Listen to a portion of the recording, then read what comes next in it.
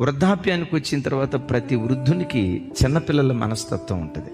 మీ ఇంట్లో వృద్ధులు ఉంటే చిన్న పిల్లలను చూసుకున్నట్లుగా వాళ్ళని చూసుకోండి. ఎందుకో తెలుసా? రేపు మనం వృద్ధులం అవుతాం. ఈ రోజున్న వృద్ధులకు నువ్వు నీళ్లు పోస్తే నీకు నీళ్లు పోసే వాళ్ళని దేవుడు లేవనెత్తుతాడు. కొన్నిసార్లు ముసలోళ్ళని చూసి మనం ఏమనుకుంటామో తెలుసా?